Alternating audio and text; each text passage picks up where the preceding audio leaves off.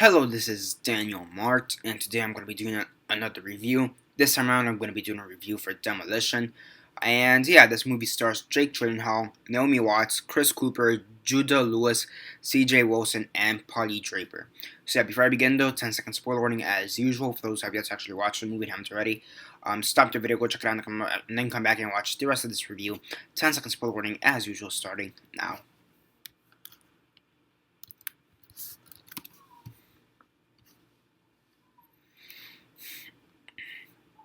So yeah, 10 seconds are up. So for those who have yet to actually watch the movie and haven't already, please don't comment down below or be messaging me. That never give you a fair warning, because as usual, I did.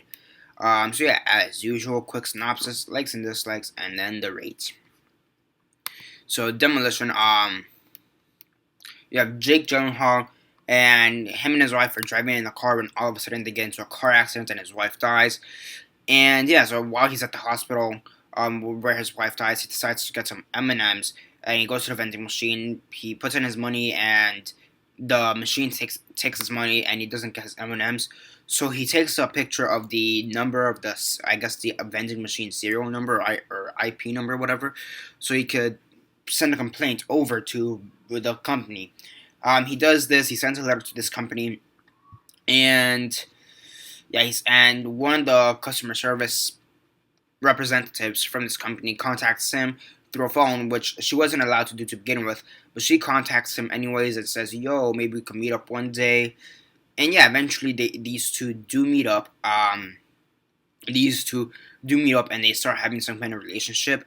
At the same time, you have Jake Gyllenhaal, while he's in the relationship with this woman, Karen, Naomi Watts' character. While he's in a relationship with her, he's still working in the company he was working with. Thing is that the company he was working with, in that company, his boss was his father-in-law, or is his father-in-law, or whatever. The father-in-law kind of notices that Jake Gyllenhaal, Chris Cooper, who's the father-in-law, notices that Jake Gyllenhaal isn't really acting himself. He keeps dismantling stuff from the bathroom stalls to the computer to his refrigerator. He's dismantling everything, and he's demolishing everything, hence the name. And so he's doing that, and in a sense, he's kind of putting a bad name to his ex-wife, or deceased wife's legacy. Again, the daughter of Chris Cooper in this movie. He's kind of putting a bad name because of his behavior, because he quickly found a girlfriend after the fact that his wife just died. So he's kind of not really looking too well, in my opinion. He's not really looking too well from the perception of other people. One day he just decides to demolish his house. And while he's demolishing his house, he finds this letter, and it turns out that his wife was cheating on him, and she had a baby from this extramarital affair. She aborted it. She had an abortion and took out the baby. The parents knew, but Jake Gyllenhaal, he didn't know, and that really breaks him down. And yes, and Karen, Naomi Watts, whatever. Her character also has a boyfriend, so she, in a sense, is also having extramarital affairs or whatever. So she's cheating on her boyfriend with Jake Gyllenhaal. And eventually the boyfriend does come back, and he's like, "What the fuck?" and beats him up. And yeah, at the end of the movie, it seems like he finally found peace with who he is. And yeah, and also in the movie, he has like this sidekick kind of. Naomi Watts' son in the movie, Judah Lewis. He's this kid. He's like a teenager, like 12 or 13 years old, and he's gay, but he doesn't know how to deal with it, so to speak. So he's asking Jake Gyllenhaal for advice on how to come out, and it's a fuck of a weird movie. I'm gonna say that. So yeah, this movie is made by John Mark Valet, and he's the same guy who did Dallas Buyers Club and Wild, and I like both of those movies. They're, in my opinion, they're each some of the best movies of their respective year. In my opinion, this one, it's not bad, it's not good, it's just there. In my opinion, it's supposed to be a character-driven movie. It's supposed to be a character-driven movie, and a dialogue-driven movie. And although it is, I just don't think it captures I feel like there's a lot to be desired, and I really didn't understand parts of the movie. Like, why did he all of a sudden decide to demolish his house? It really makes no sense in my, or just demolish in general. Like, yes, I understand his wife died and whatever, but there's just things in this movie that really didn't make sense to me. The acting is well done, and so is the writing, but the writing is okay done. It's well done, I guess, what the people are saying, what the actors are saying, and the acting is well done for the most part.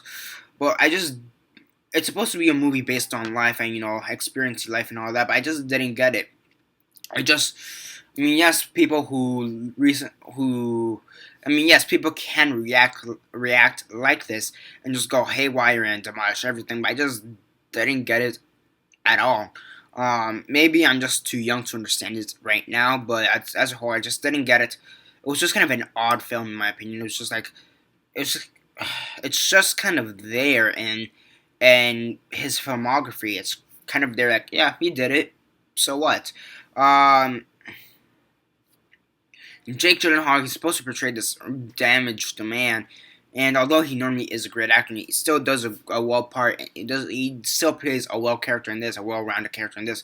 I felt like he was just missing something to the character. I felt like he was missing something while portraying the character.